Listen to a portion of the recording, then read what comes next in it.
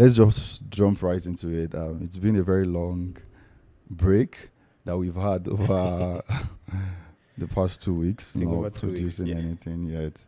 And the thing is that within that 2 weeks, a lot of things has happened in the development space. Specifically for me, I've been getting this fear of missing out around AI development. FOMO. FOMO. Like it's crazy. It's been really crazy, yo. And a lot of development coming up. At some point, I felt like, am I missing out as an African? I don't know if you felt that of recent. Yeah. So honestly, like since I've been following the AI conversation for some time now, and I've just been having the FOMO on the continental level because the AI trajectory for Africa, unfortunately, is not different from any other trajectory Yes, yes. for any other technology we've experienced. Hmm. So we're always trying to catch up. Yeah.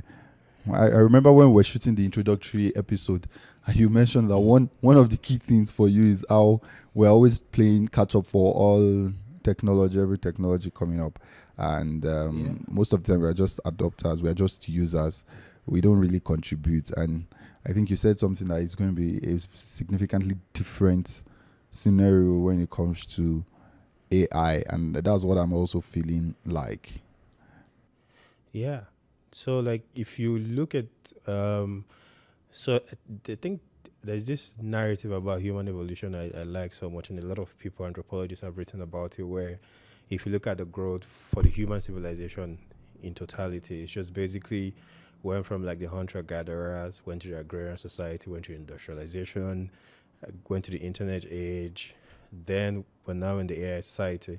So if you look at all those growth, it's usually a technological growth, like in terms of farming, in terms of mechanization, even Industrialization. industrialization. Like even now in Africa, we're still struggling to do mechanized farming at very large scales, while we have some of the most arable lands on the continent and we can actually do things. Even in terms of industrialization, most of our industries are still catching up. Yeah. And these are industries that a lot of societies have perfected for over 100, 200 years. And we're still struggling to catch up because of infrastructure or sometimes security issues and all that. Then the internet age, we don't have most of the data centers across the world that are used by the large corporations are not in Africa.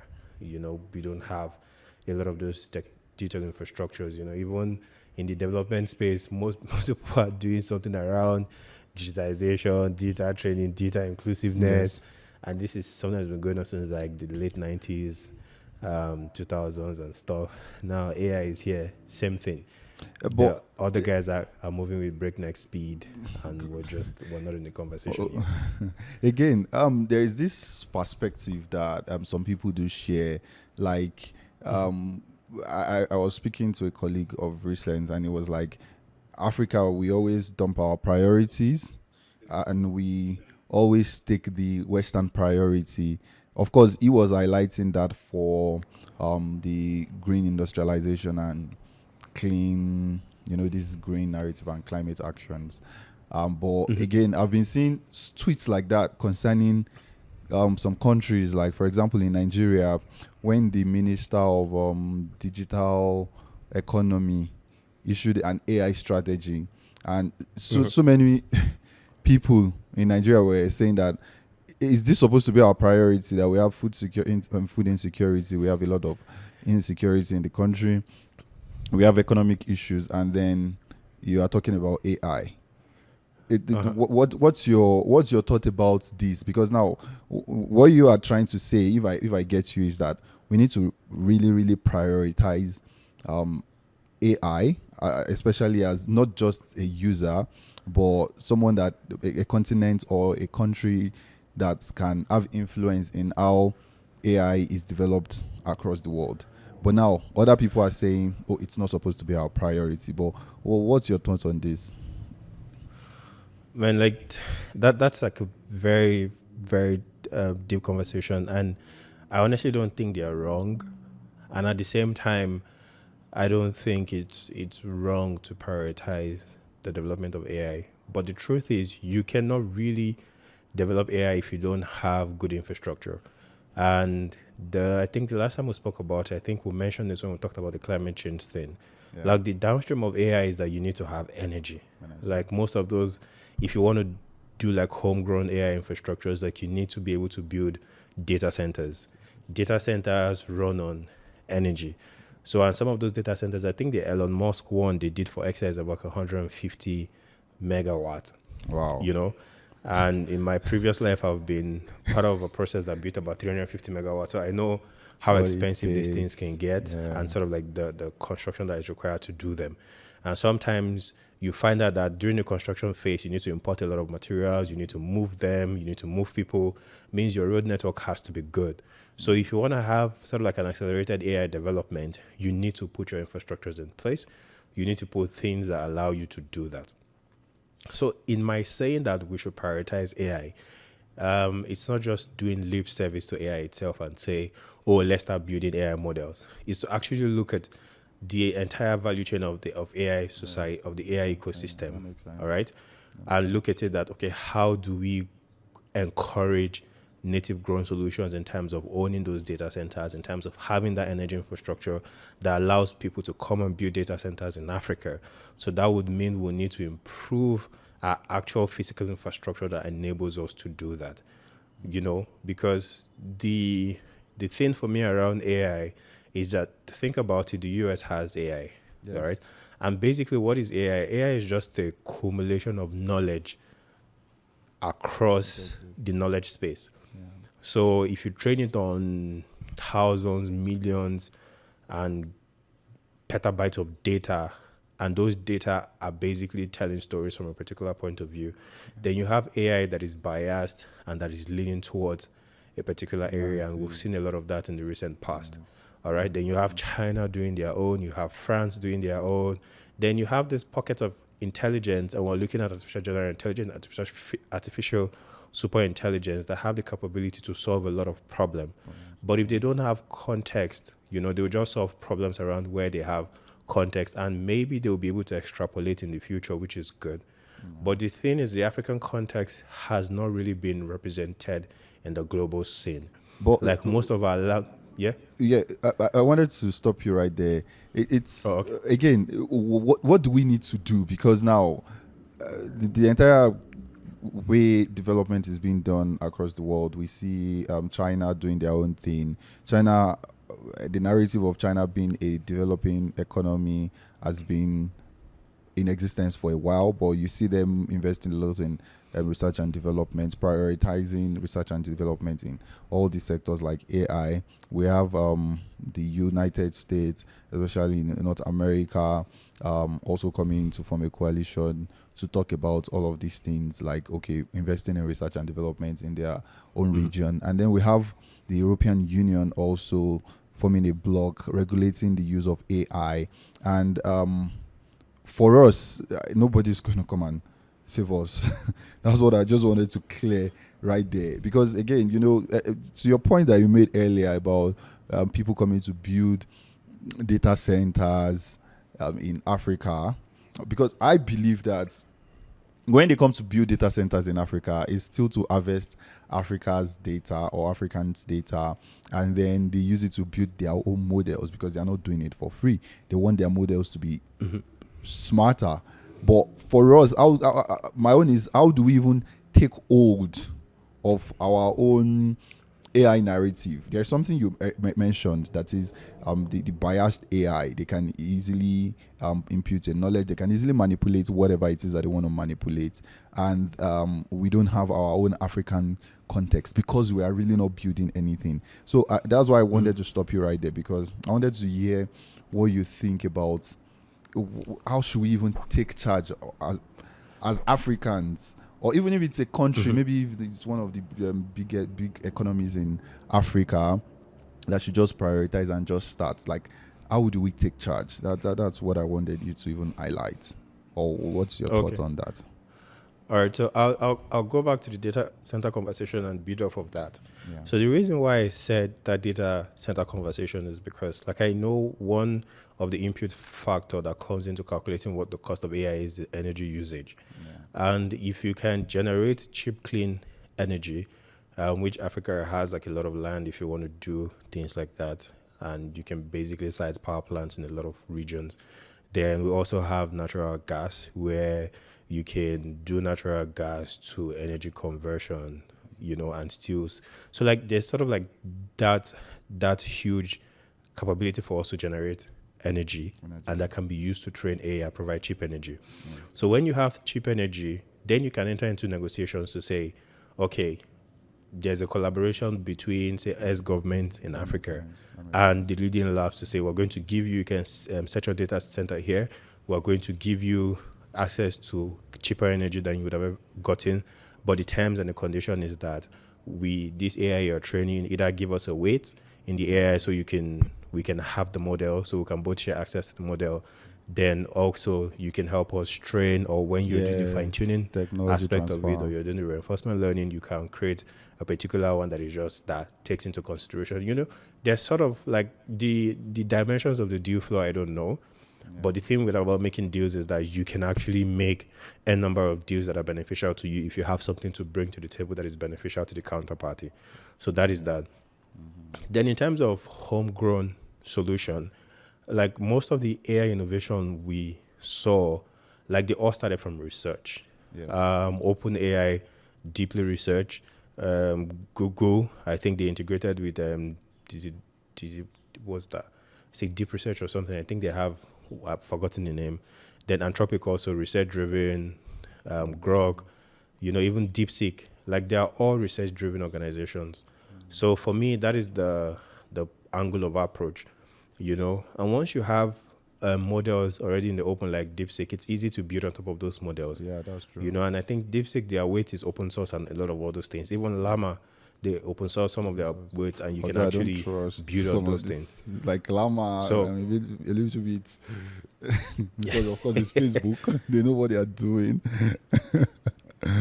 Exactly. So like those open source model allows you to bootstrap in a way that we're not starting from beginning to actually build those things.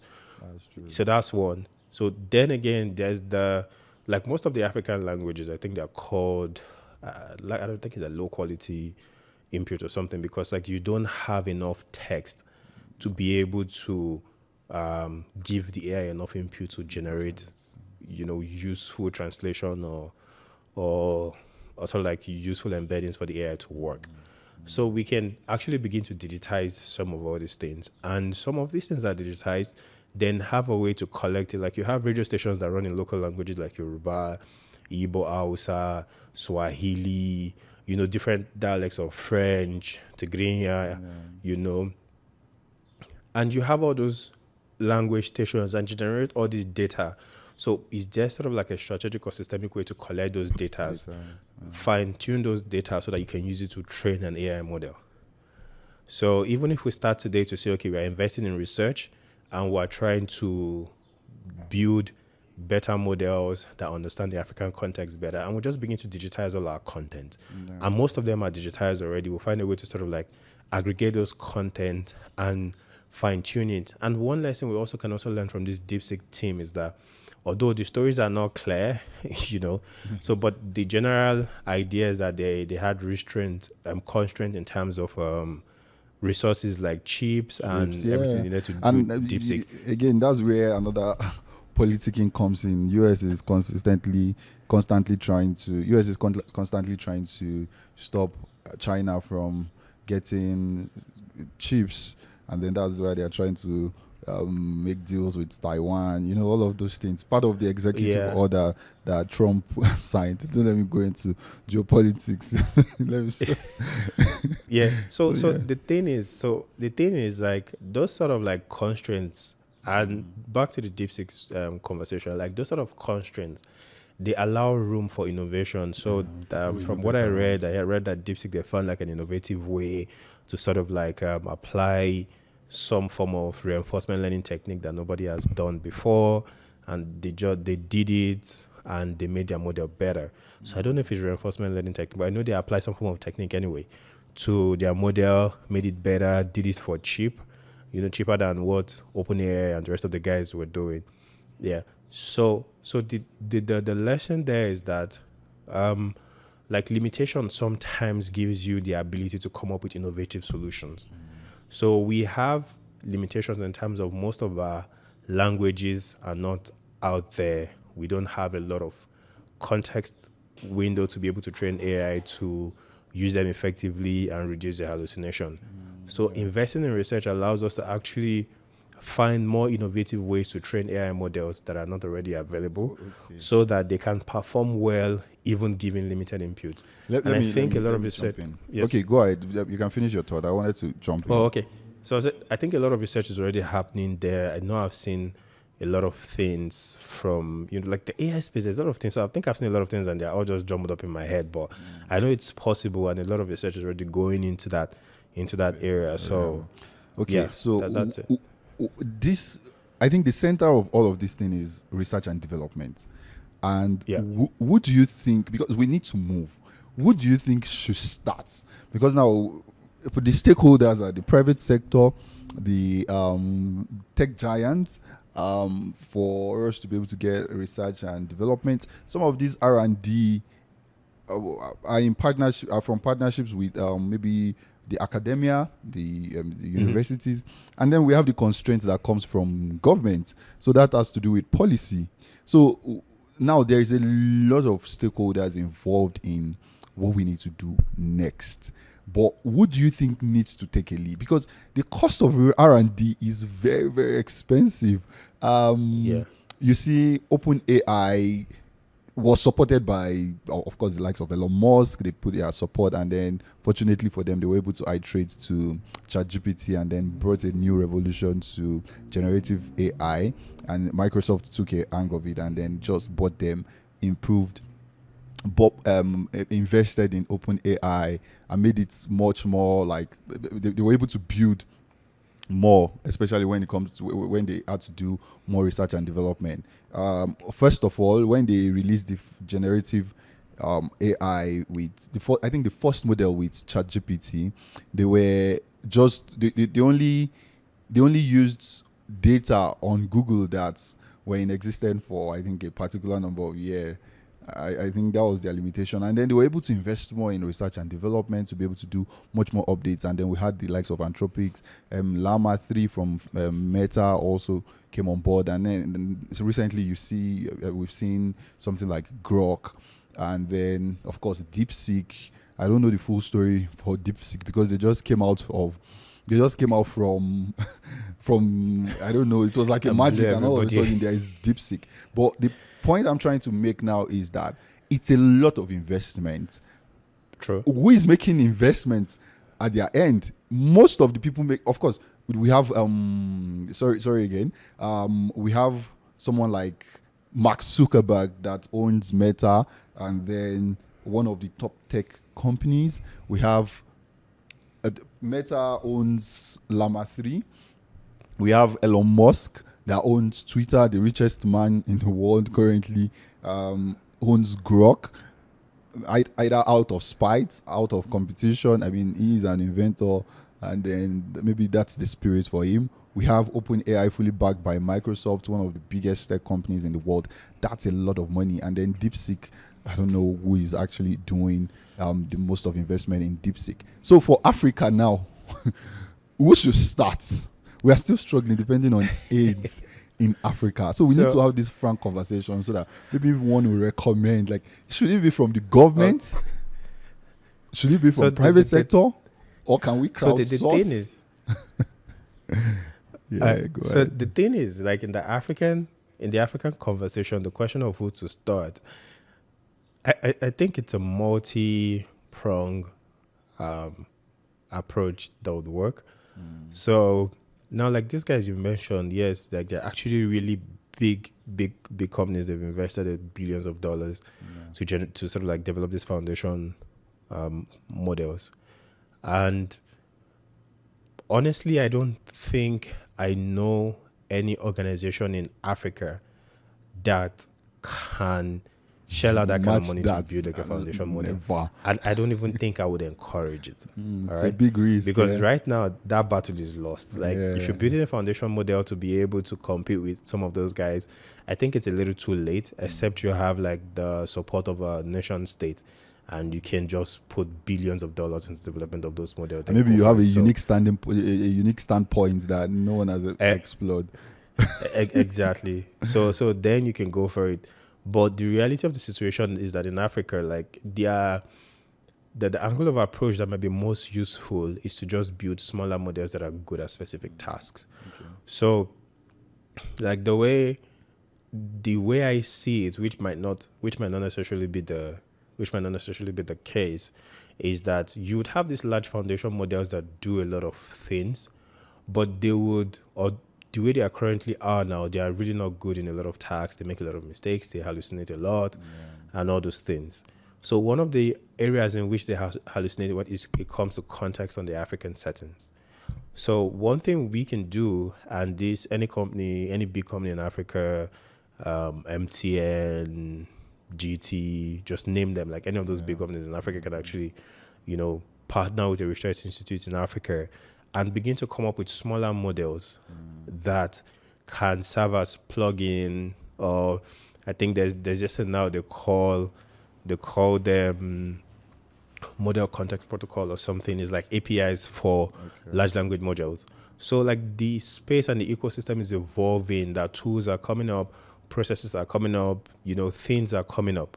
So if you have a smaller model, that will probably take you, I think there are models that take $20 to $30 million to build. Smaller, I call that smaller. Oh my God. So you can have small models.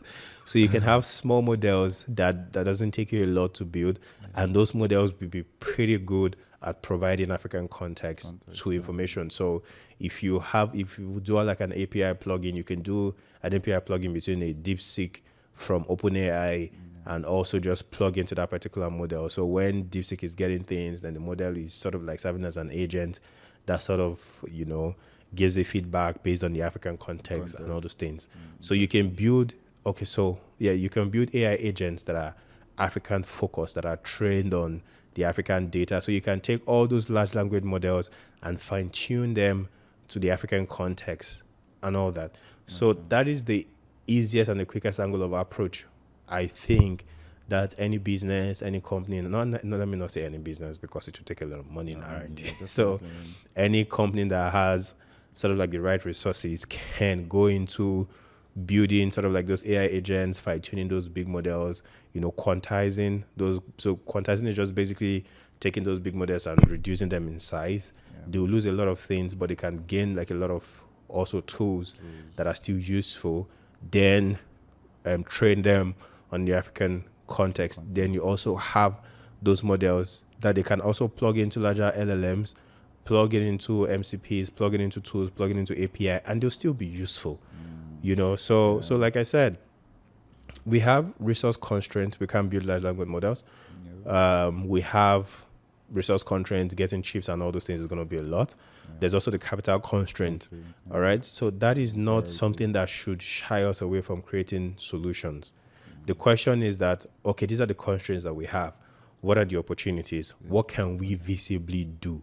What can we start? What is the lowest hanging fruit in terms of solving this problem that nobody's going to solve for us? For a very long time, sorry to break you. Just to reiterate the point of research and development, for the very long time, working with the African Union, one of the priorities for the Commissioner for Economic Development, Trade, Tourism, Industry and Minerals, Ambassador Muchanga, has been that he's been advocating for member states to actually contribute a significant percentage of their budgets to research and development. And most member states, even though the African Union tries to push this advocacy, tries to influence all of these member states to actually take these decisions, most member states don't know the implication or the necessity. They've not seen, I don't know, maybe they've not seen the importance of that R&D, because now if there is a significant budget of maybe their yearly budget to research and development, we will not be talking about all of these things. It will even incentivize private sector to come on board. It will incentivize even all the other leading research labs to come into such country and probably partner to fast track things to be able to leapfrog and like make things way easy. And I think it's just something that I wanted to reiterate, that this research and Yeah. development is very important. Now you're speaking about radio stations that have been recording in strictly, let's say, Igbo language, Swahili, in Pidgin, in Hausa language, that are like being spoken by so many Africans.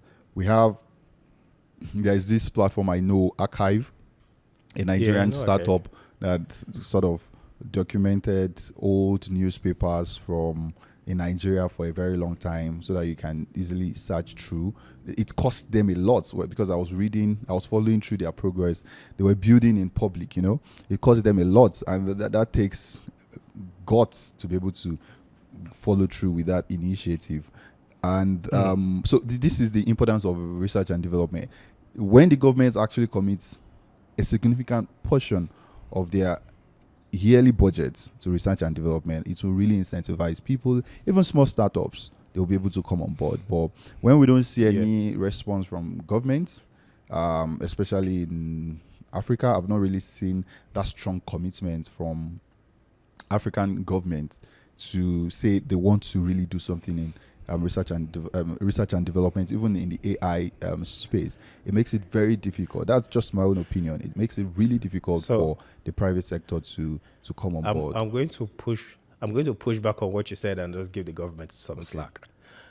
So, in my experience, except things that involve national security, which AI happen to fall under,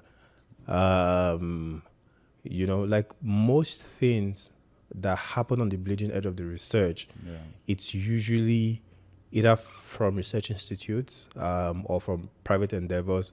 Like a lot of things come from government research. Like in the US, for example, I think I heard the internet was from like a government research. A lot of things happen at the government research level, but most of those things are not for mainstream applications, usually for security, for defense, and all those things. So most of the things that come to mainstream applications are usually private individuals, private enterprises, actually trying to improve the edge they have in the market, and that sort of like leads them to this breakthrough. Are you saying African? For example, sorry. Are you saying African? Hold your thoughts, please. I don't want you to lose that strain of thought. Are you saying most African startups are not probably competitive to want to outcompete their partners or outcompete their competitors in the market? Is that what this means? No. So what I'm saying is, the part the government should do is infrastructure, energy, society, like good roads, good public transportation system, electricity, and to improve the standard of living in the economy. So when you improve the standard of living in the economy, you improve purchasing power of the individual citizen in the economy. When you improve purchasing power of the individual citizens in the economy, and the businesses in the economy have money, they make more money, they grow bigger. Definitely. They are competitive locally, then they can become globally competitive. Then you have businesses that have large purses that they can invest in R&D. But if you see most businesses in Africa, and I've tried to run business, and anybody that has run business in Africa knows that like businesses are survival mode. You are trying to survive the next quarter. You are trying to give, if you have stakeholders and shareholders, you're trying to give shareholder returns. And sometimes like you're just staying afloat. Yeah, you don't even have disposable income to invest in R&D and all those other extra things. Exactly. So what I'm saying is, like the government, government by the nature of government, and when I mean nature of government is that government is usually enshrined in bureaucracy, I'm not saying it's a bad thing. I'm not saying bureaucracy is wrong. I'm just saying by the nature in which the government operates, it operates in a bureaucratic manner. And I think there's a positive to that, because like I feel the two states of a nation is the bureaucratic state and like the technological state. The technological state is accelerationist in nature. Let's build, let's get things done. Yes. The bureaucratic state is where the regulations come. They say, okay, slow it down. Let's test. Who is it impacting? So there's sort of like that balance that ensures that the society is moving at a particular pace, which is not too slow and also not too fast, so you don't get to destruction quickly. Okay, so that aside, what I'm saying is that government, being a bureaucratic institution by itself, they usually will not be at the bleeding edge of innovation, except in situations where it's for defense and those kind of things, national security. Then they might have an edge there. But it's for an everyday use case, it's for the private enterprises to do. Now, for the private enterprises to be able to do that, they need things to happen. You need to have good infrastructure. You need to have a robust enough economy that the standard of living of your people is high enough to create disposable income for businesses, and they can reinvest in optimizing processes. So now, what can happen also is that these businesses, anyway, they make money. So they can, from some of the resources that they have, see how they can improve their processes, improve their businesses, and invest a portion of it in R&D. And that is why I just said, okay, start small. Where is the minimum viable system you can start with? Partner with radio station, partner with news houses, get us this information. Some are digitize that are not digitize them. Then have like a small model that can take you some $20,000. You can fine tune definitely a model. I think a 30 billion parameter model. You know, don't quote my numbers. I don't know if it's $20,000. I get you. I know. With a couple of thousands of dollars, and I've seen it done, you can sort of like fine tune all those models. You know, you can create AI agents that also work with large language models and give them additional context on the African settings. Then you can have all those knowledge in a central repository, create like an MCP for that repository, so that large language models can interact with it to get additional context. So there are a number of things that can be done as a starting point. Are you optimistic? Are you optimistic that we are going to, we as Africans are going to leverage existing technology to actually be not just users but also developers in these AI space? Are you optimistic? I just want to get your view. I want to be optimistic. Like, I honestly want to be. But I just look at it at the general context of what have we done in the past. You know, like we've used cars forever. We still know. Right now, the most we have are like assembly plants in Africa, and maybe a few indigenous companies in Africa build product out of Africa. I mean, we still have power issues. I mean, electricity was discovered when years ago.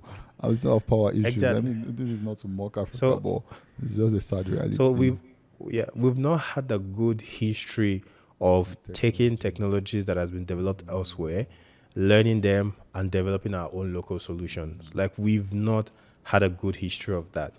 Yeah, you can see pockets of things that are done here and here, maybe transmuting some of those equipments to things that can function locally for some specific use cases, but we don't scale those things, or we haven't mastered the ability to actually scale those things.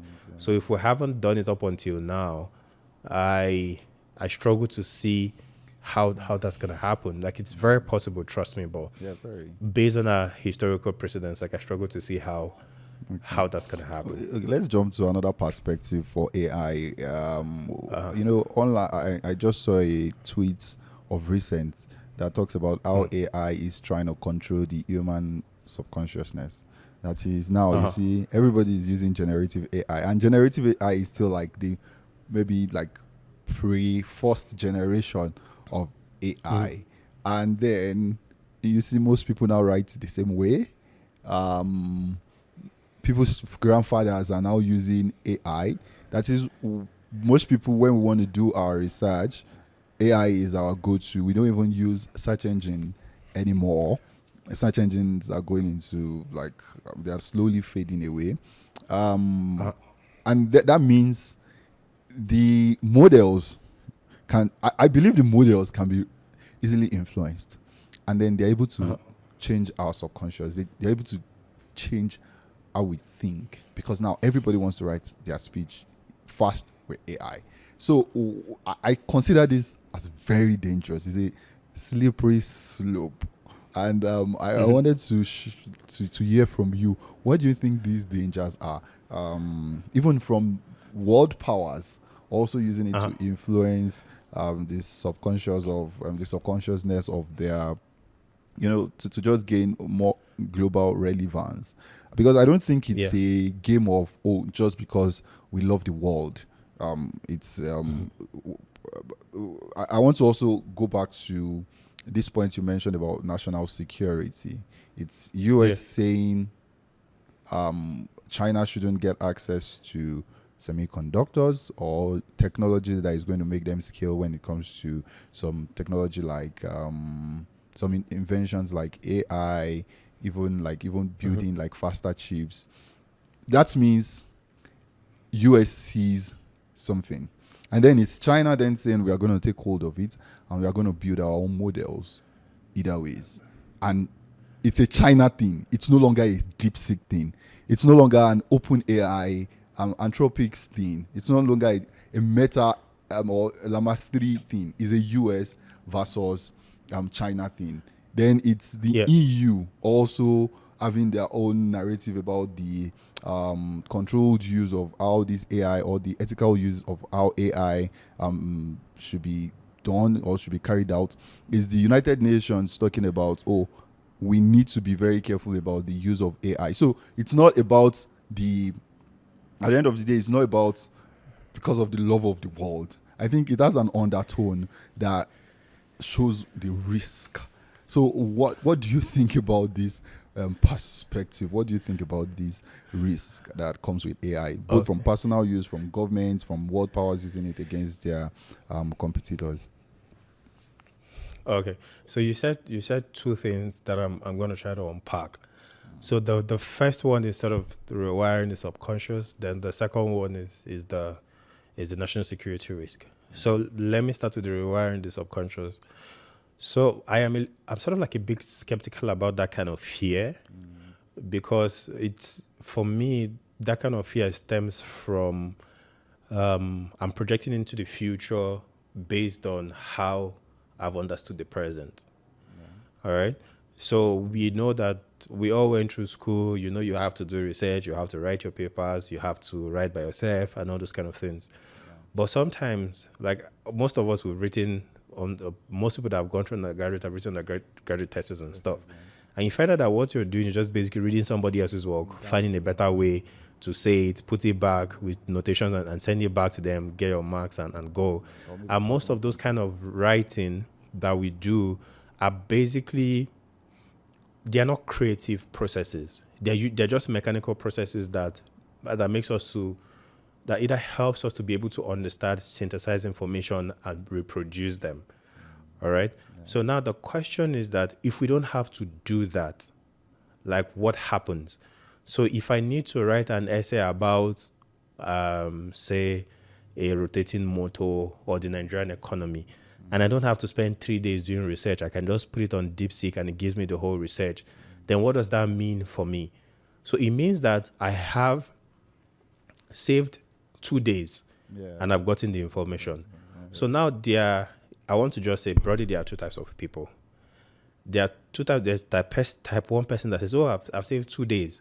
Oh, let me just clean this thing. Let me send it." Then there's a type two person that says, "Okay, this has saved me 2 days. I have this. What about if I now ask it, what is the relationship between this thing I'm looking for and something very exoteric, which you naturally wouldn't have thought of, which would have taken you months to figure out the relationship between them?" Then the AI goes and does that and brings you that information. So what that does is that for type 1 person, this is a tool to make the person lazy, not think, and X, Y, Z down the line. For type 2 person, this is a tool that allows them to aggregate information and make connections that they didn't know existed, and think up new ways to harness those information And to even do different. innovate faster. Exactly. So and there's this thing that came out from Y Combinator, like we're still going to talk about it when we talk about the part that says AI is taking everybody's job and we'll get the. But let me just put it here now. So the existing Y Combinator posted that 25% of the startup day that is in the Y Combinator this year, I think 95% of the code was generated by AI. You can imagine. So now you have people that are building tools with AI, and AI is improving their efficiency, and you can get to do more things. So the question, when I'm thinking about it from that control individual's mind, is that if all the mechanical tasks that we do are taken away from us, what can we do creatively? What does the future of the world look like when we have more time to do creative work? You know, when you see that, I don't need to spend 10 years or 5 years solving a PhD question that an AI can solve for me in 30 minutes. So now is that, how am I thinking about the question differently? What is the problem space? And I would encourage anybody that likes to read this book by David Deutsch called The Beginning of Infinity. And I think reading his book and looking at this AI development has sort of like framed the way I think about it differently. Is that from here to conquering our solar system, like Mars, going to Pluto, and that kind of solar system, we need to do a lot of development and growth that are not even possible yet. Yeah, it's that we've not even thought of, We've not even thought of. So the problem space just from here to our solar system is huge. So when AI solves most of the mechanical functions and AI can do some computations that we don't know, what are the things we can create? What are some of the problems that begins to come true that we can actually solve? That's an interesting perspective. Okay. Yeah. And then the solar system is just one. You have the galaxy. And the galaxy is huge. Then you have other galaxies. So and that's the macroscopic life. Even the microscopic life, there are diseases, there are things that we don't even know. I don't think we've successfully mapped the neural network of the human brain. I think we're still trying. Like there are things that are still mysteries that we haven't solved yet. That means this AI revolution is going to, it's like compressing what humans have been able to get in, let's say, 100 years. Of course, this is not an accurate number, but just illustrative. It's like AI is going to be able to compress what humans have been able to generate with their minds in 100 years, and maybe we do it in 1 year. So now it's left for us as humans to look for new problems that we need to solve. Let's say maybe in medicine, it's about maybe cancer, maybe treatment for rare diseases. Maybe we can be able to focus more on that as against focusing on like the preparing the hydrocarbons of, like, I mean, this is not my space, but like I think it's going to task us to think more of, okay, what are the other problems that are bigger that we can actually solve? So I like that perspective. Exactly. Like, and you're right. So the thing is, like I say, like the problem space is still huge. Yeah. So the question is, if you take out the mechanical functions that we do and leave the creative function, and you have a tool that allows you to perform huge computations that would have taken you months in minutes, the question is, what then can you do? Extra. Yeah. So that's the personal, from the personal point. That is why I say, like, those AI is going to make people dumber, is going to, there's that, but like humans have always had the ability to evolve with technology, Before, when there was no car, when cars came out, they said, people would not like to walk again and all those kind of things. But car came. When we were using horses, there was those kind of outcry. When there was no electricity came. When the internet came, when online reading came, people will not read anymore. So there's always that version of that conversations where we try to understand tomorrow from what we know today. But most times in the future. In the spirit of your second thoughts about the security issues, I want you to still talk about that. But based on what you are just talking about, just briefly, what technology do you think? Now I'm trying to predict tomorrow from today. What technology do you think is going to come after AI? For me, there is the space exploration that Elon Musk is really pushing. That's what I can think of right now. There is the immersive technology that is making that is creating a bridge between digital and physical. Okay, so that's another two. What other innovation can you think of aside from this AI revolution? Because it's so big that I can't even think of anything aside these two. So for me, the next one I'm thinking about that would also sort of like complement the capability of AI is quantum computing. Okay, makes sense. I've been seeing a lot of news about that. Oh yeah. China making breakthroughs. I don't want us to lose the track of the security thing. Okay. I know we Okay, can so go let's into do like national a deep security, then I dive, can come back to the quantum But yeah, let me computing. just hear your thoughts about all those things. Yeah, that makes sense. Okay, so let's do the national security, and I'll come to the quantum computing. Yeah. So the national security aspect, like I'm not going to claim to be a national security expert because I'm a lot of things. That is not something I'm not a national security expert. So, but like your inclination, I think I agree with your inclination, and that's how I'm thinking about it.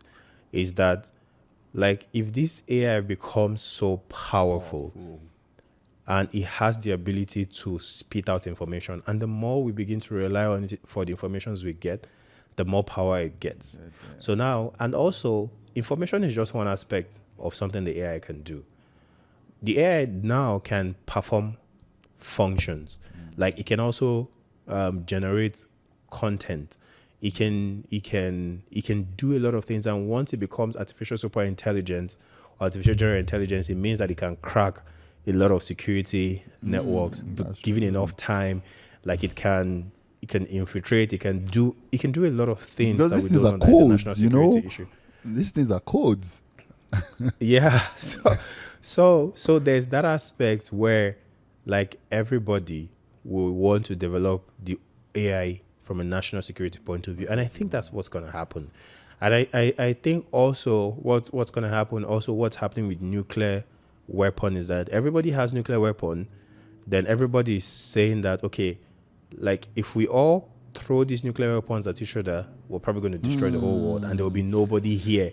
So you're talking about control now. Like, so do you think we can all come together to control AI? That's actually. So we've had a practice with nuclear weapon where we're saying that, and if you see the way the nuclear weapon works is the same technology that does nuclear weapon can be used for energy generation. Definitely. You understand? So now we're looking at, okay, in terms of weapon manufacturing, let's all have an agreement. Let's behave this way. But now we can use it to do energy generation. And you see, with the advent of AI, most of the nuclear plants are coming back online.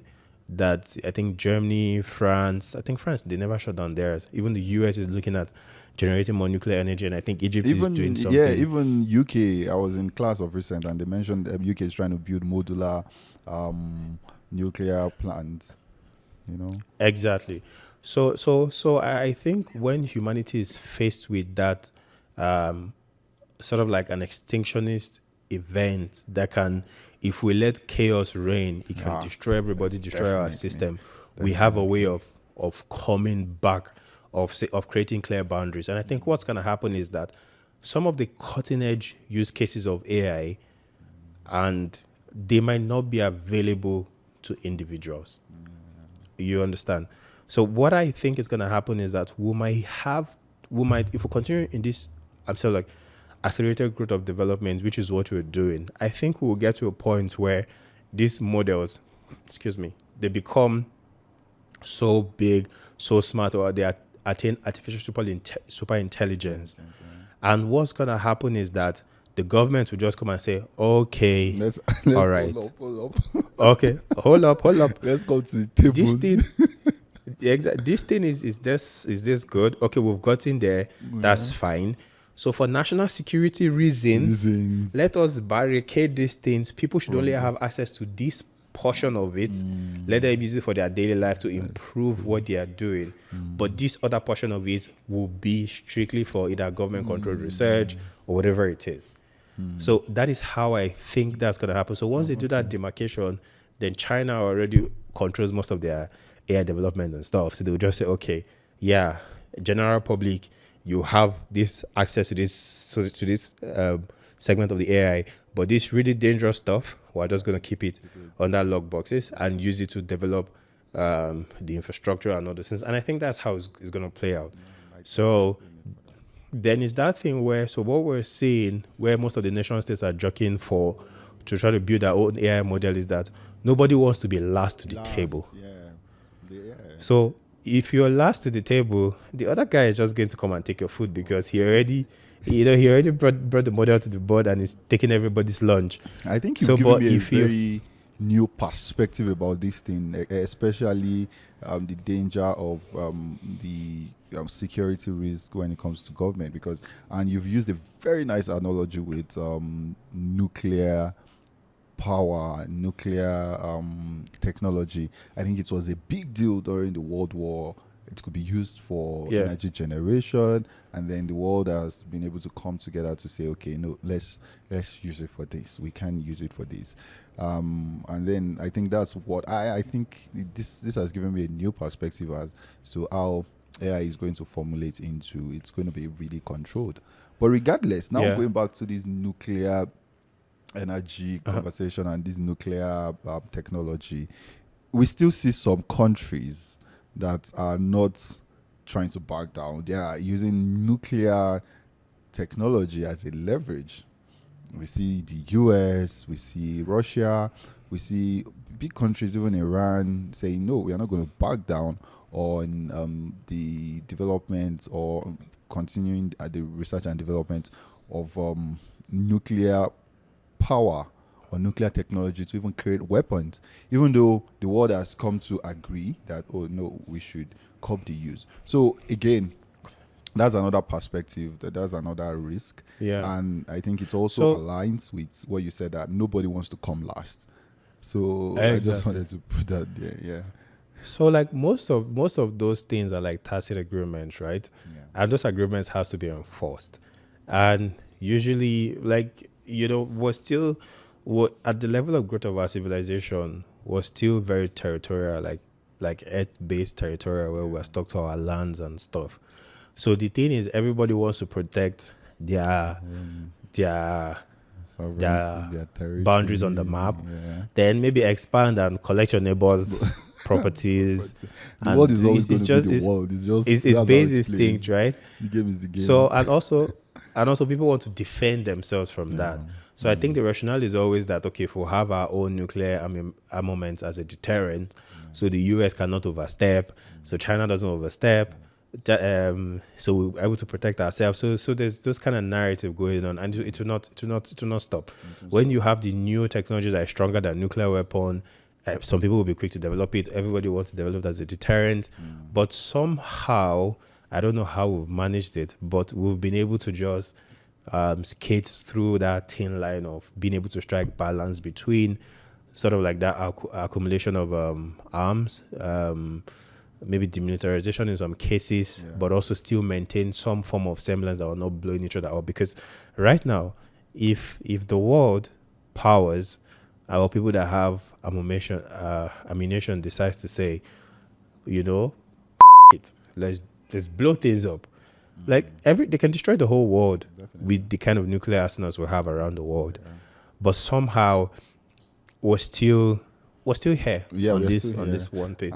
So that is my optimism anyway. So before I lose my quantum computing thing of thought, I wanted to talk about the next frontier after AI that we could think of.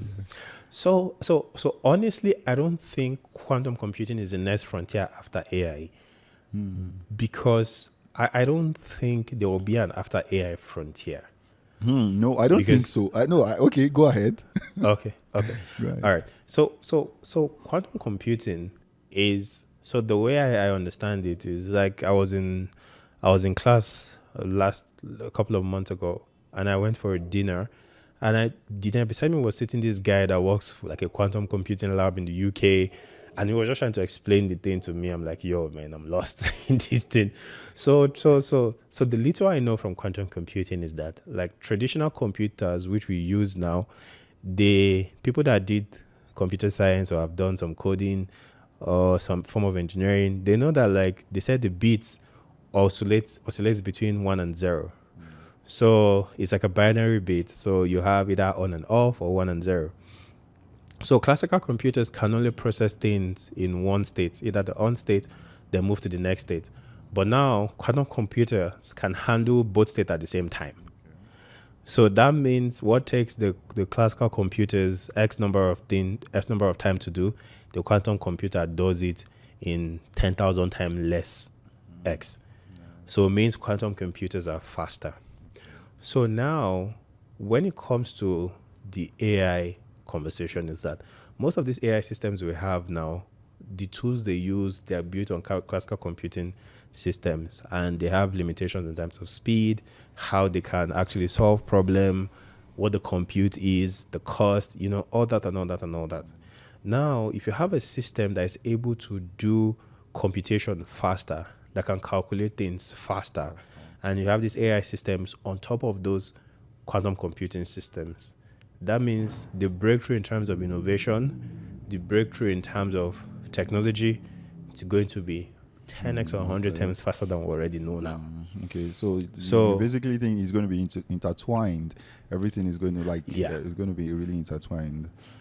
Oh yeah. So in my own utopian, in my own mind, is that when quantum computers are out, and if we get to which might not be the case because it might not be practical, but if there's sort of an innovation down the line that happens, like I would like to see all the classical computers transition into a quantum computer. So maybe we'll have like a quantum MacBook that processes things faster than maybe on your small iPad Air quantum chipset. You can just basically say, I want to create this type of, protein, or I want to form this type of animal. Just give it a prompt, then the thing will just do computation, different type of protein, different type of things that need to come into place, and just poof, just give you, just like the way you watch in Star Trek and all those things, where you have what are those things called again? Forgotten the name. Replicators, yes. Okay. Where you have replicators, you tell it what you want, the replicator just does it for you, So for me, that's one technology I'm really optimistic to see how it goes. But this thing that you just talked about, again, I've spoken about space exploration. I think for me, after AI, I really think there's going to be a new frontier in space exploration. I think there's going to be a new frontier in much more immersive technology. We've seen Elon Musk's Neuralink bridging the world between physical and digital with his Neuralink chips in brains. We've seen test runs. I think they've done test runs with humans, and it's been successful so far.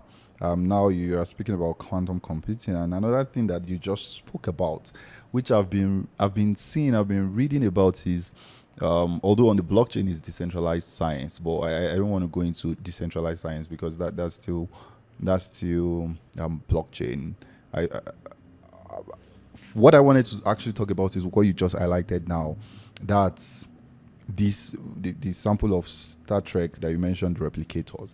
I really think another frontier that we'll be seeing in technology is the frontier in biological science.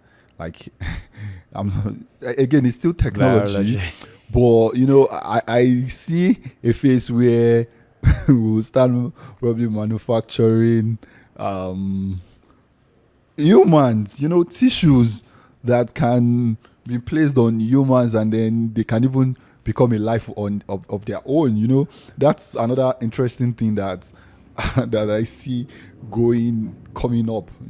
Like, it's possible because now I was seeing a robot that has similar tissues, like the entire networking, the entire neural system of humans. That's what they replicated, and then the robot literally moves like humans, like the tissues and all those things. So it just boggled my mind. Like, okay, what's next after this AI? Because this AI is so big, and then with what you just said, I see humans creating all of this.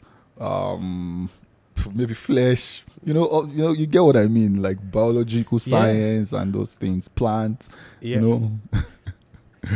thing you just said now is why I sort of like gave it that two people illustration when we were talking about AI I get people dumb or something.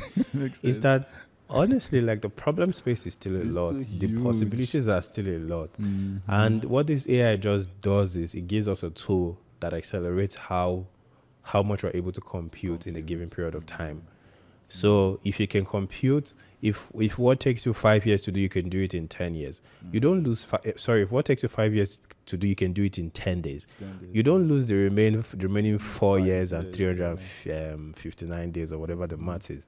Like you still have it, and the creative minds will find a way to fill that time with things that are creative. So you just have an accelerated growth, and I don't think the genie is already out of the box. And I just think we'll begin to see more exponential growth in terms of things that are possible, because the smarter this AI become, and like this AI conversation is not even up to 10 years now. No. You know, it's about 5 years or so. Yeah, the first generative use case was ChatGPT that blew around. That was 2022, I guess, around November around November 2022. So see what's been possible in about 3 to 4 years. So imagine 5-10 years, and these models will become smarter. And the smarter they become, some of those physics that are difficult to solve, some of those maths that are difficult to solve, begin to unlock new dimensions. And even here now, the AIs are beginning to manufacture their own chip designs and stuff that humans don't even understand how they work, and they are more efficient than the chips that are designed by humans. You know? So I think we were going to say exponential growth. We'll just see how it goes. Okay, let's go to this other topic. Another part that is the use cases. You know that there's been really remarkable use cases of AI. Again, still the first phase of AI, which is still generative AI. And there was one you spoke to me about. I was trying to generate podcast from using the models on what's it called, of Open AI, and then you spoke to me about Notebook LLM. Please, can you speak more about Notebook LLM? I've actually used it, and now it's a part of me already as a student, especially. So can you speak to that use case? I find that very unique and interesting. So I think one of my best AI tools after Claude is Notebook LLM. So, what Notebook LLM is a product by Google. So how it basically works is that you can put in your sources. I think it takes PDF, it takes Word document. It doesn't take PowerPoint yet. It takes a lot of input. It takes YouTube videos, and it puts them in an environment. Then you can directly ask questions to those documents. And sometimes the problem you have with traditional LLMs is that they hallucinate. And when you give them your document, they don't pass it very well, in terms of sometimes they still get things wrong. And I've tried it with ChatGPT a lot of times, even with their API interface, and they still get things wrong. So what Google has been able to do with Notebook LLM is to reduce that hallucination by a lot, to almost a 99% accuracy. I don't know what the accuracy is. I'm just exaggerating based on my experience. So when you ask a question, if the question is not within the context of the document, it doesn't give you a response. It just tells you, oh, it's not in the context. Then if you ask the questions, it refers those documents that you have, and it references where in that document you can get it for. So students out there, this is a hack for you. Another thing, if you're writing another thing, the part that I love the most is the voice parts. Since you recommended it, I've tried it a couple of times. Now I literally just generate podcast, and I'm able to study on the move. And one unique part is when I'm able to ask question based on the conversation of these AI voices. I tried it once, and then the way they digressed, they listened to my question. I mean, this is AI. They listened to my question. Now I'm saying they. The AI too listened to my question, and they digressed naturally, and they pointed out to my question, and then continued their conversation based on my question. And when they were done answering their perspective about my question, they went back to their conversation. It was so natural, Yeah. So that's So another that's thing. that's one feature of the notebook LLM. So okay, so when you put in your document, you can chat with it, but you can also have it generate an audio overview. So what Follow was talking about is the audio overview aspect, where once you generate the audio overview, there's an option to actually interact with it. So the audio overview is just like me and Follow are talking on a podcast. So you have like a male and I think it's usually a male and a female version of the AI talking back and forth to each other, trying to explain the document in like a podcast format. Then you can sort of like dial in into the podcast. There's a button that says interact. Then when you click it, it allows you to interact with the AI, and that's what follows explaining and all those things. Now, for students that are doing their MSc, PhD, and you're doing a lot of research, this is a tip, and you didn't hear it from me.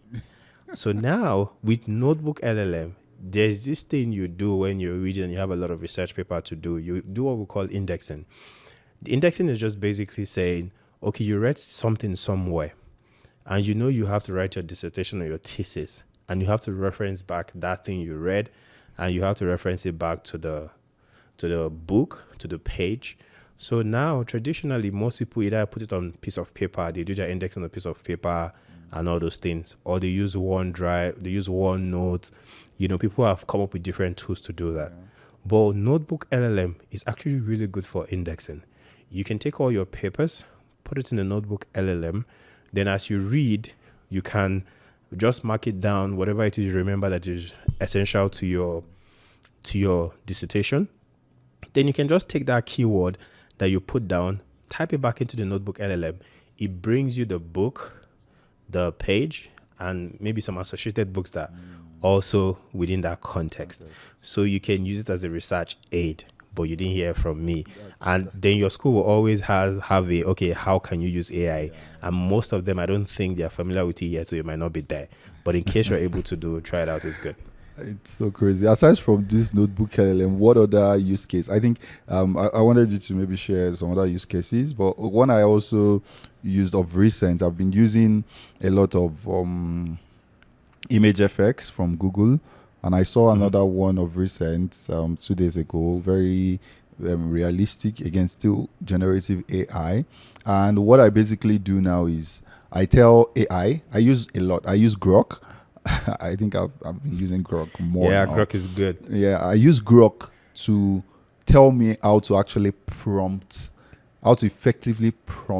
an AI to do something for me. So, for example, Makes sense. I want to generate Cheat code. something on Image FX, and then I tell Grok my idea. I use the think option. I use the research option or the deep search option, so it generates like it samples opinion across the web. Then I then ask this Grok to generate the best AI prompt for me. So it generates the best AI prompt for me. I put it in Image FX. Image FX generates the pictures I want. I was able to do that as a brand person. I was able to generate brand guidelines, color palettes for someone. I was able to generate logos, like original logos now, based on the explanation that Grok gave to be the best AI prompt. And even, some visualizations for things I want to do in the next 5 months. I was able to just type those down, like, architectural designs, like stage designs. And then the the responses were so massive. So I've been leveraging all of these tools to make my work way more easier and make my outputs faster. So that's one use case that I've seen also that I've really, really fallen in love with. What other use case have you seen? Okay, so before I go to bed, I'll just say something about your. So, like me on this podcast, I'll just be flagging cheat codes. So, for you, just give you guys another cheat code. So, one of the difficult parts in using AI or LLM in general is being able to prompt it effectively. Although it's natural language, you can tell it, I want to do this, and it will give you some result. But to use it effectively, you have to be able to what they call prompting. Know how to structure your request, give it examples, and all that. And sometimes we might not know exactly the best way to prompt those things. So you can actually use an AI Yeah, to generate the and prompt sorry, and feed. sorry. And it works. Please hold Yeah. your thoughts, please. You know, another thing, I saw a video from the CEO of NVIDIA. He mentioned about people should now stop focusing on just using AI, but they should also focus on how to prompt AI to get desirable responses. So that's also in line with what you just said. And like Oh those yeah. are like really fast tricks. I use Perplexity. I use ChatGPT. Well, I barely use ChatGPT because a lot of people now use ChatGPT. But I use Perplexity because with Perplexity, I'm able to get access to Grok. I'm able to get access to the latest models DeepSeek. from DeepSeek, latest models from ChatGPT at a very cheap price. You know, I'm able to get sometimes even Llama 3 from Facebook, and I'm able to get even the one from Anthropics, which is Cloud 3. You know, all of these things, and like those are like really unique use cases, and they are really beating Oh, off search engine optimization, search engine platforms, you know, like the queries. Yeah. Bings and then the Google. So I just wanted to also chip that in. So what Oh other yeah, no, it one? makes sense. So me, my own use case of AI has always been around coding, because like most of the things I'm trying to do revolves around coding. So there's this guy. Maybe if we can link his video to this. Okay. Okay, so on the side note, so I think it's Andrei Karpathy. I struggle to pronounce his name. So he did a video that explains how he uses LLM. And so he just basically explains what large language models are, and he did a very interesting. So I would just encourage you, if you want to know more, it will probably be in the YouTube description of this video. Check out that video. It's actually really good. So to my own use cases, and I think he also coined, that same guy, he also coined the term vibe coding. So the question is, what is vibe coding? If you remember earlier in this podcast, I said like according to Y Combinator, like 25% of their startups generated 95% of their code using AI. So that's just basically vibe coding. Vibe coding is just basically prompting the AI to generate codes for you, and it makes your development process easier. So the caveat there is that if you're not used to writing programs and all, it's tougher to do. Like it's very possible, like I don't have strong programming experience, but I can actually build. So building basic website now is easy with AI. All right, doing more complicated stuff is a bit harder. So, but with little or no technical understanding, you can actually vibe code your way into building products and all those things. So that's the use case I've just been going down that rabbit hole of how to use vibe coding for softwares, for building, for data analytics and stuff. And I'm using it on the current analytics project I have, where I'm just trying to see, although it makes the work difficult because I understand like data analytics, I'm able to sort of like parse it, give it, but if you don't understand, it makes it really difficult. But I think it will get easier as the models become better. And I think this is actually the best time to actually try to learn how to vibe code and maybe understand some of the basic structures of this architecture, so you can actually use them as scaffold to build what you want to do. So that's what I've been doing. What other use case? I think that's mostly it for me, But I've seen a lot around image generation, video generation. But me, I'm focused on the coding aspect where I'm just with a prompt. So one thing I learned recently is called a model context protocol, MCPs. So they're like APIs for AI models. And now, so usually your current AI model, you ask it a question, it gives you an answer. You tell it I want to do this, it gives you a response. But now a lot of people are sort of like implementing, how do you get your models to actually perform tasks for you? So they call that AI agents, so like agentic workflow, where your AI itself can visibly do things for you in the real world. So I tried this model context protocol where I use Cursor. Cursor is like a development environment where you write codes and stuff. So instead of writing codes, I just tell the Cursor, I want to build XYZ, do it for me. So now the Cursor just it creates all the file, it creates all this thing, then it runs the dev environment, and I can see it. Then I can give it instruction in real time, say, okay, change this, add this. And I did all that with natural language. I didn't write one single line of code. I was just telling it what I want. giving it feedback. If I get error message, I'll just copy the error message, paste it back into the chat, and it just looks at it and it gives me a response back. So that's vibe coding. So now, when I was done with that, I just told the LLM to create a GitHub repository and push it into my GitHub. So now there's an MCP for GitHub which I installed in my cursor. So I didn't need to open my GitHub. I didn't need to set any repository in my GitHub. Just by telling that LLM in that my development environment to do that, it connected to my GitHub account, set up the repository, and pushed all the codes there. Wow, that's solid, you know. I mean, we've been talking for hours. Like, you know, I think this AI revolution is just bringing a lot of things, and then it's all like you said, it's making life way easier for us. The last point I really want us to double down on now is, as Africans, I'm trying to double back home. What is next? We've been talking about the use cases. We've been talking about the threats, the risks.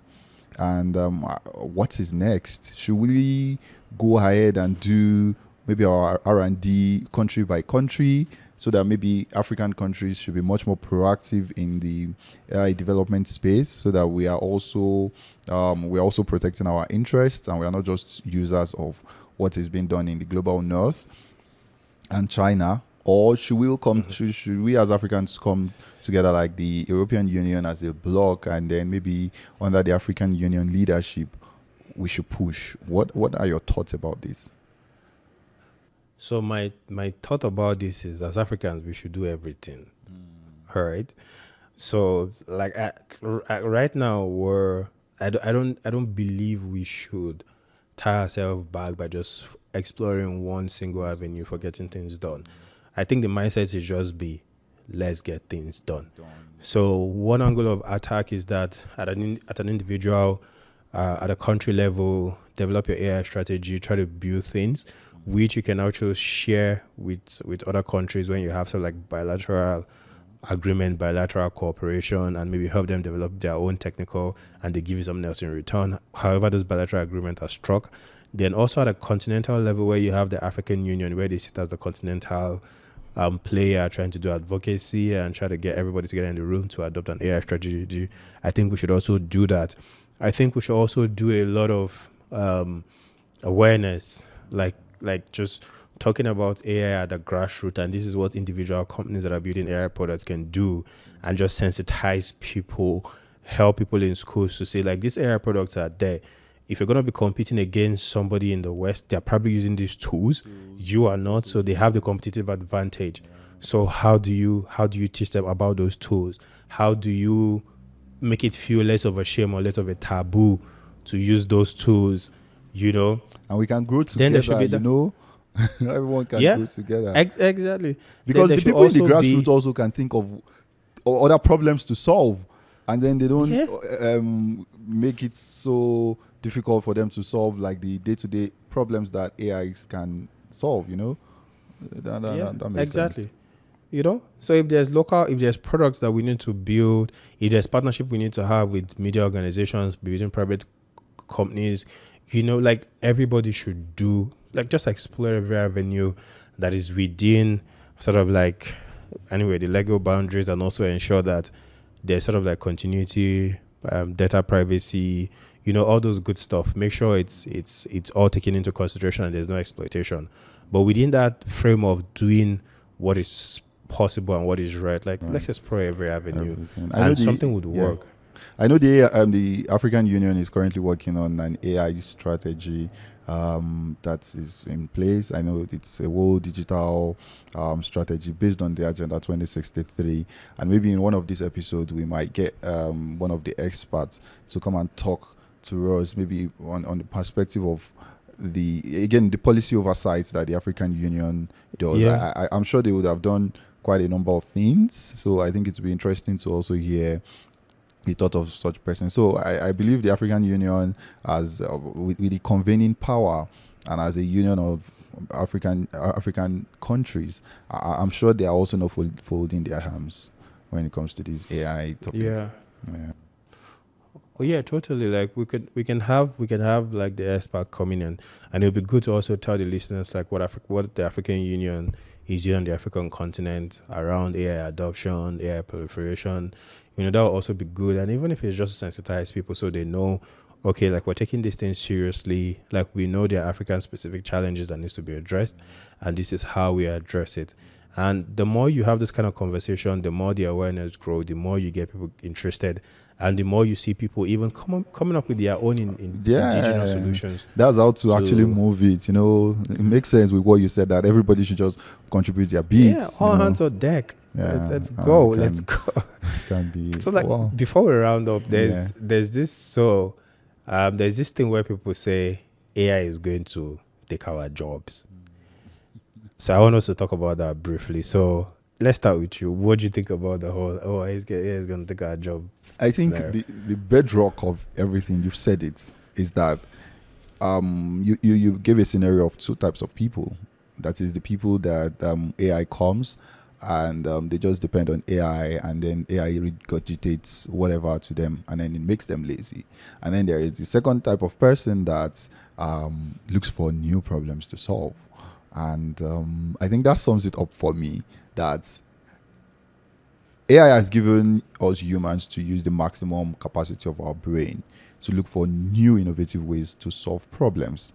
Even in school, in classrooms, people are like, there are some people that have the notion that you shouldn't, if AI can solve the problem or can answer the question that you as a lecturer you are giving to your students, then I don't think that's the kind of question you should be giving to such students. It should be another question that will be able to, like, that will be able to task their brain to be able to think about something different or a new perspective that the AI won't. I know the AI is trying to compete with human reasoning, but of course, because that's the kind of way that our education has probably been formulated. But I think it has only given us an opportunity to see that there are other problems to solve. We should use maximum capacity of our brain. And then I believe that there are some jobs that AI can take. Again, there's the prompt engineering. Even though AI was the one prompting the image FX scenario I painted, I had to tell one AI what I wanted. So the AI is not going to do everything for us as humans. We still need to use maximum capacity of our brains to bring up new solutions, to look out for new problems and to solve new problems. So that creates more jobs, that creates more avenue for humans to dictate how the world runs. Again, humans, we are the we are the top of the value chain when it comes to this earth. Well, I've never seen aliens before. We've been hearing about For now. aliens. So I've never seen, but for now, based on my knowledge, humans are still at the top level. Like we are the predator. So we can also adapt this even though there's this invention of the AI. So what about you? That's just my thoughts. Yeah, I think we're very much aligned on that. So I think how I want to think about it is that, like, definitely some jobs will have to go. Yeah. Like, it's inevitable. Like, with every technological progress, with every time we've had to move from one growth stage to another, some jobs are lost, but more jobs are created. So that's a given. I think that's gonna happen. So I think, like you said, more jobs will be created in the future that we don't even know now. So imagine I woke up my great grandfather and I told him that Omo, there are some guys that they are just sitting on their computer talking and they are making millions of dollars. First of all, he will ask me, what is computer? What are they talking about? Yeah. How are they making money by just sitting and talking? Mm-hmm. Now there are people that play games online, like stream FIFA, Mortal Kombat, Tekken, and they make thousands of dollars.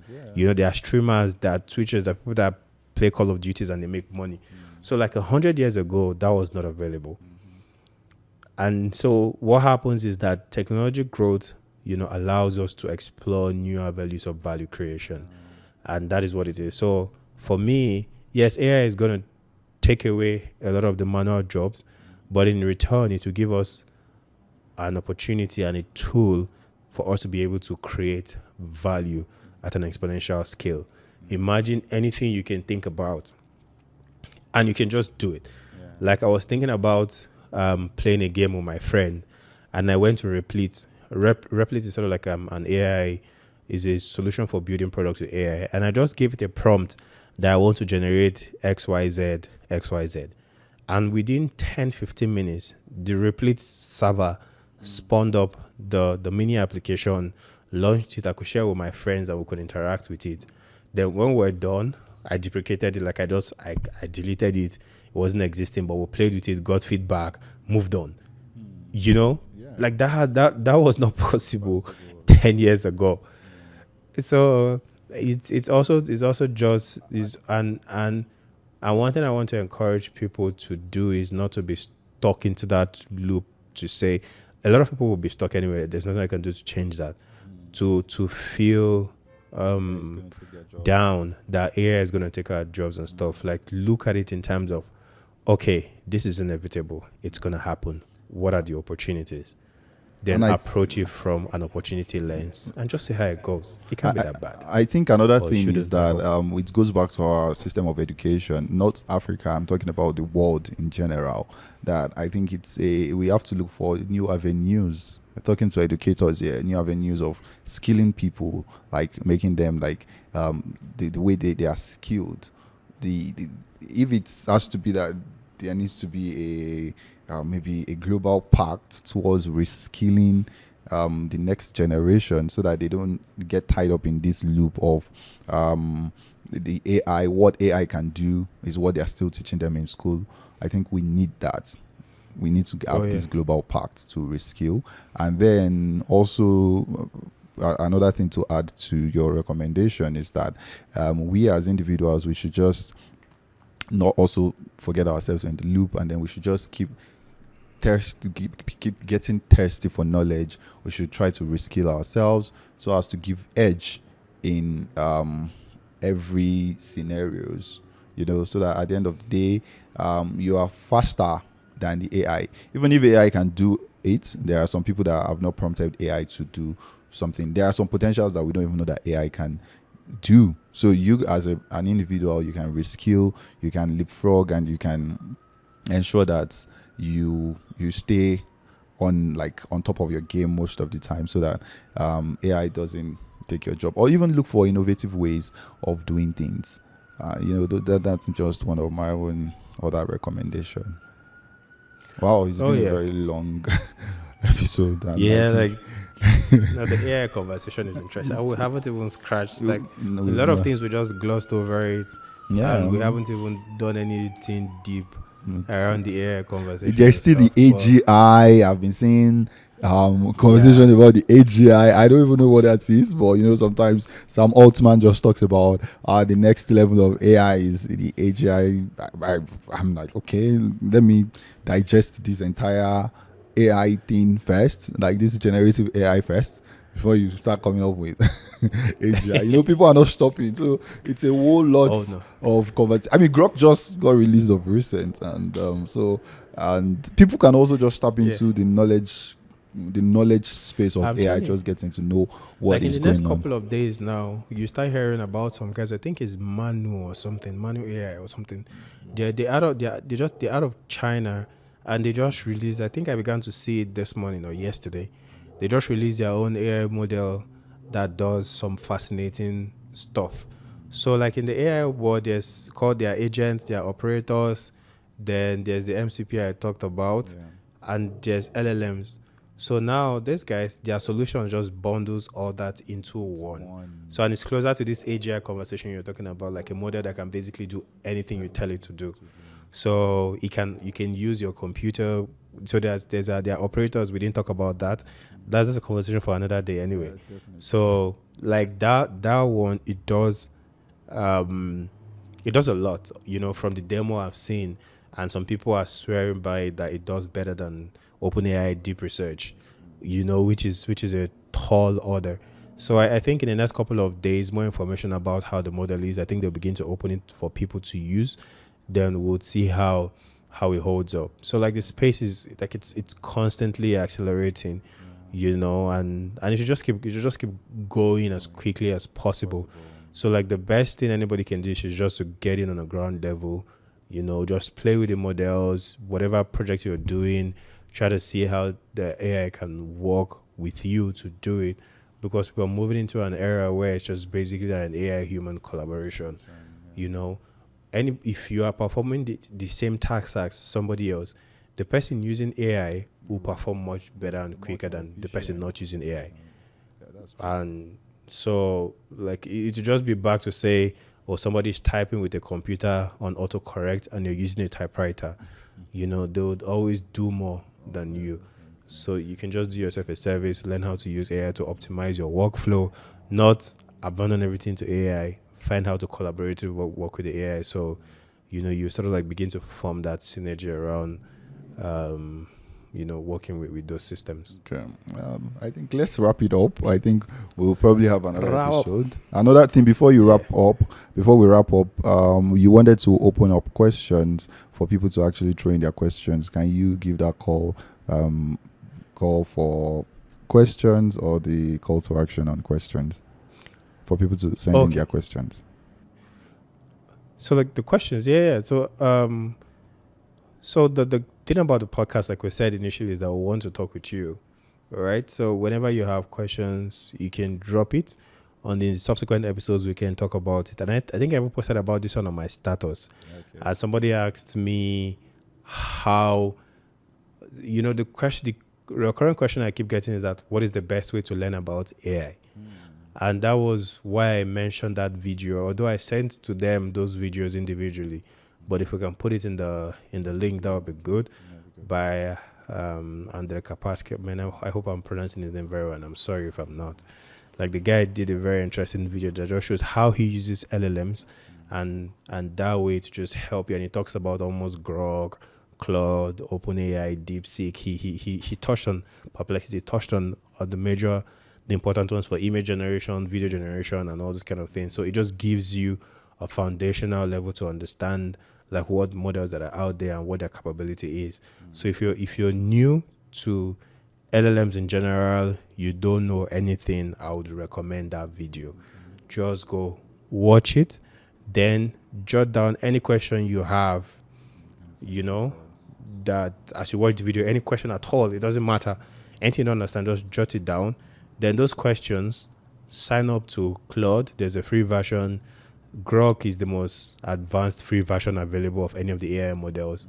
Then Google has Gemini. Anyone that is easy for you to sign up to those ones. Then those are questions you don't know. Just tell it, explain this to me in a very simple language. I need to explain it to you. So that way you're already on your journey to learn how to interact with those models. You learn more about it. Yeah. So ask your questions, send in your questions, send it to us via DMs.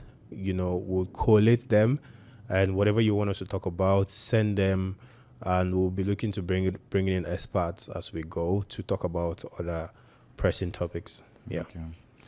I mean, it's been a very interesting conversation on AI, and I'm really happy to hear even new things, new dimensions, and I think this conversation is going to reshape even my mindset about some fears and some things that I've been ruminating over, and I'm sure it's also going to do the same thing to some of our viewers or some of our listeners. Thank you so much, Bruno. It's always an exciting time with you. Yeah, thanks, Folo. This one is good. I like that. AI is fun. Yeah. Let's yeah, AI is fun.